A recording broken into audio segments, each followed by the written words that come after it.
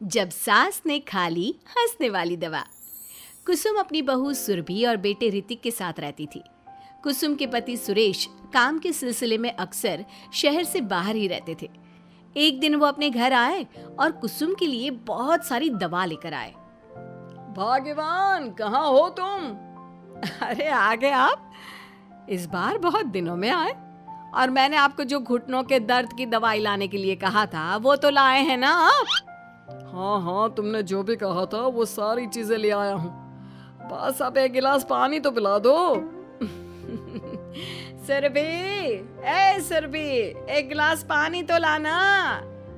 सुरभि जल्दी से पानी लेकर आती है। सुरेश सुरभि के सर पर हाथ रखता है और उसका हालचाल पूछता है। बहू, ये तुम्हारी सास के लिए मैं कुछ दवाई लाया था। तुम देख लो ये दवा। तुम्हारी सास तो है भुलक्कड़, किसी और दवाई की जगह कोई और दवाई खा लेगी तो लेने के देने पड़ जाएंगे। सुरेश एक एक करके सुरभि को दवाई बताने लगा। देखो, यह घुटने के दर्द की दवा है।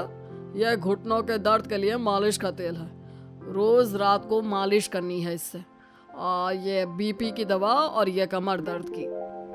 एक दवाई की शीशी हाथ में लेकर कहते हैं, लेकिन ये दवाई किस चीज की है?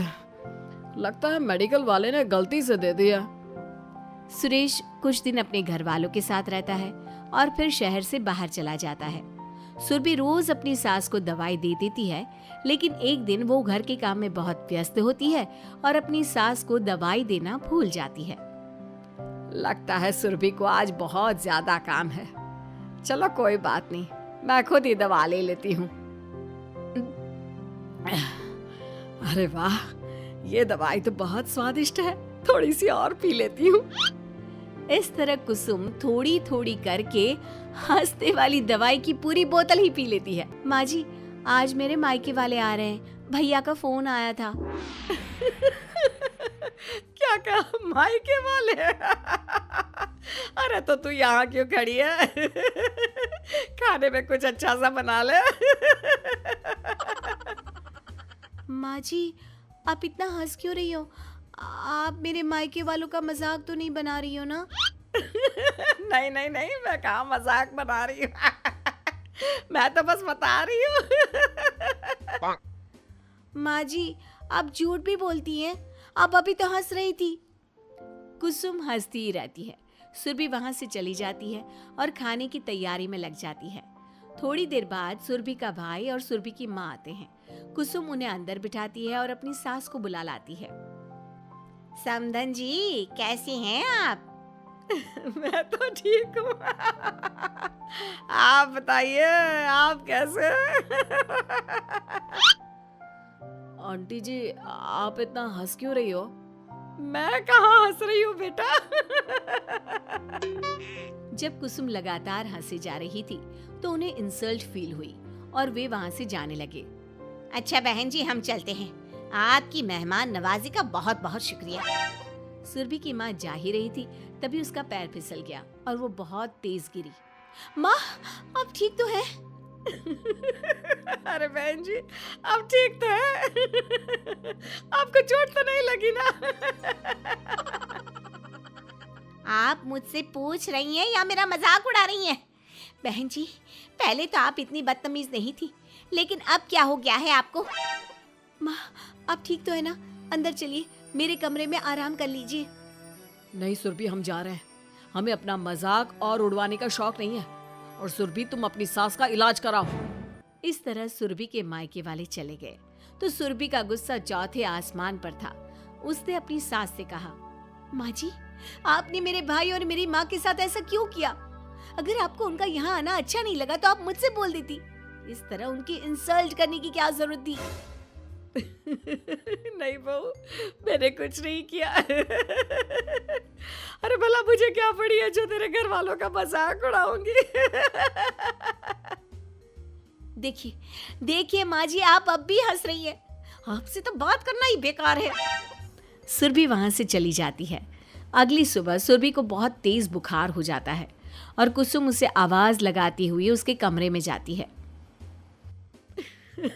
सुरभि, सुरभि, क्या हुआ?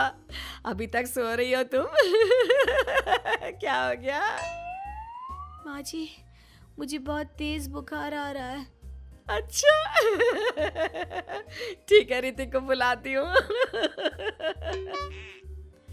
माँ जी, मुझे बुखार आ रहा है और आप हंस रही हैं। अरे नहीं बहू, मैं कहाँ हंस रही हूँ। वो तो मेरी हंसी रोक ही नहीं रही है। माँ जी, जब आपकी तबीयत खराब होती है तो मैं आपका कितना ख्याल रखती हूँ और आप मुझ पर हंस रही हो। चले जाओ आप यहाँ से। बहू सुन तो सही। नहीं माँ जी, आप जाओ यहाँ से। अब तो आपके बेटे ही आपसे बात करेंगे और मैं पापा जी को भी बताऊंगी कि आजकल आप क्या कर रही हैं। जब ऋतिक घर आया तो सुरभि ने उसे सारी बात बताई। मुझे तुम्हारी बात पर विश्वास नहीं हो रहा।